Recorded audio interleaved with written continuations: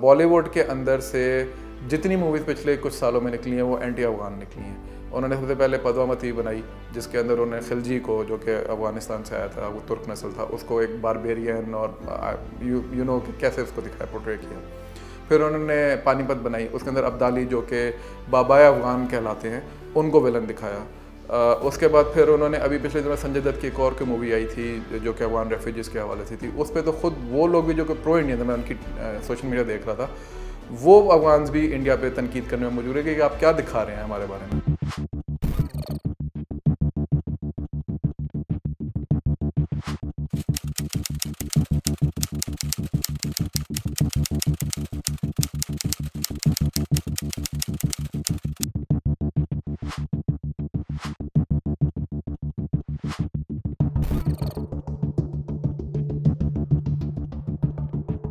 Economic potential है पाक अफगान का, वो मतलब इट्स ह्यूज। इस वजह से है क्योंकि एक तो 16 चेक पॉइंट्स हैं, क्रॉसिंग पॉइंट्स हैं across the border between Pakistan और अफगानिस्तान। तीन बड़े हैं, उनमें से एक तो तुरखम हम सुनते रहते हैं, दूसरा चमन सुनते रहते हैं, एक तीसरा और है। तुरखम और चमन से ही डेली की बुनियाद के ऊपर, मैं डेली की बुनियाद की बात कर रहा हूँ, तकरीबन 7 से 8 हज़ार लोग सिर्फ तुरखम से आते हैं और तकरीबन 15 से 20 हज़ार लोग या 18 हज़ार लोग चमन से आते हैं। अब इसमें वो लोग भी हैं जो कि मरीज़ होते हैं, इसमें वो लोग भी हैं जो कि एजुकेशन के मामलों के लिए आते जाते हैं, वो लोग भी हैं जो अपने रिश्तेदारों से आते जाते हैं और मिलते हैं, और वो लोग भी हैं जो कि ट्रेड के उसके लिए आते हैं। आप सिर्फ एक हफ़्ते के लिए तुरखम के ऊपर बॉर्डर बंद करें, आप फिर उधर जाके देखें कंटेनर्स और ट्रक्स की लाइन लग जाती है एक बहुत बड़ी, जिसको फिर निकालते हफ्ता लगता है। तो यू कैन इमेजिन कि कितना ट्रेड हो रहा है।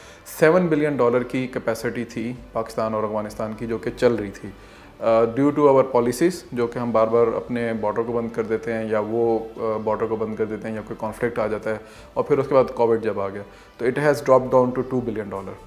तो इट्स अ ह्यूज चंक। सिर्फ ट्रेड हमारी तरफ से नहीं जा रही, यानी प्रोडक्ट हमारी तरफ से नहीं जा रही, उनकी तरफ से भी बहुत सारी प्रोडक्ट हमारी तरफ आती है। गरम मसाले हैं, ड्राई फ्रूट्स है, कालीन है, मतलब you name it, and a lot of things are coming from Afghanistan. फिर सेंट्रल एशिया से बहुत सारी चीज़ें जो अगर हम लेकर आना चाहते हैं तो द रूट इज़ अफगानिस्तान। फिर टापी का एक हमारा प्रोजेक्ट है जिसके अंदर वो गैस पाइपलाइन का सारा मामला है, that also comes through Afghanistan. इसी तरह Afghanistan is a land lock country, तो अफगानिस्तान को अपनी ट्रेड के लिए पाकिस्तान के साहिलों की ज़रूरत है, समंदर की ज़रूरत है। तो अफगानिस्तान भी डिपेंडेंट है अपनी ट्रेड के लिए पाकिस्तान के ऊपर।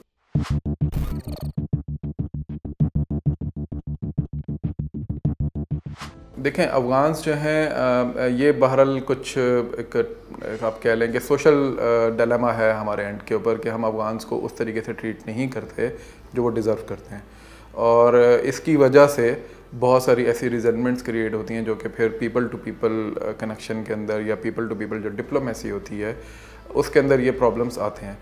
बहुत सारी शिकायतें अफ़गान्स को हमसे और हमें अफ़गान्स के साथ हैं, और उसके अंदर भी प्ले ऑफ करते हैं। जैसे मैंने पहले भी कहा कि कुछ स्पॉयलर्स होते हैं, रीजनल स्पॉयलर्स, जो कि उसके अंदर प्ले अराउंड करते हैं। तो हमें अगर काम करना है तो इस एलिमेंट के ऊपर सबसे ज़्यादा करना है कि लोगों के दरमियान जो रिजेंटमेंट है, लोगों के दरमियान जो डिसकनेक्ट है, उसको हम ख़त्म कर सकें। सिर्फ 2 चेक पॉइंट से डेली 20-22 हज़ार बंदा आ रहा है, imagine the rest of the 14 points. और फिर यानी ये डेली का 30-35 हज़ार बंदा एक मुल्क से दूसरे मुल्क आना जाना, ये छोटी बात नहीं है। उसके बावजूद अगर एक डिसकनेक्ट है और हम लोगों को अच्छे तरीके से ट्रीट नहीं कर पा रहे या वो रियलाइजेशन नहीं रखते कि ये हमारे लिए कितना बड़ा एक बेनिफिट है, तो ये हमारे लिए डिलेमा है।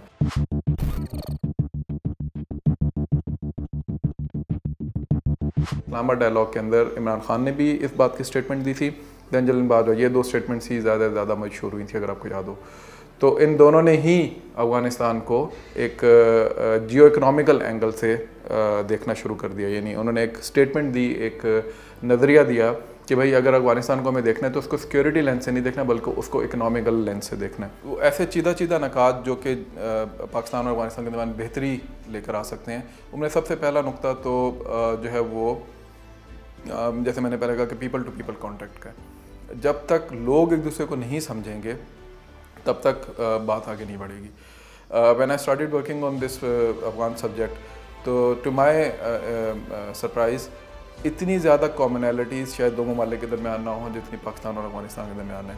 उर्दू हमारी लैंग्वेज है, वहाँ आप चले जाएँ तो पश्तून्स के अंदर, हज़ारास के अंदर, ताजिक्स के अंदर जो कि पर्शियन स्पीकिंग वहाँ की कम्युनिटीज़ हैं, या तुर्क्स के अंदर कहीं पे भी आप जाएंगे तो आपको ऐसा कोई अभी तक मुझे इंडिविजुअल नहीं मिला जो उर्दू ना समझता हो। बोलने में शायद उसको थोड़ी सी दिक्कत होती हो, लेकिन उर्दू सब समझते हैं। दिस मीन्स कि जो इनग्रेस है पाकिस्तान की वहाँ पे, वो बहुत अच्छे तरीके से है।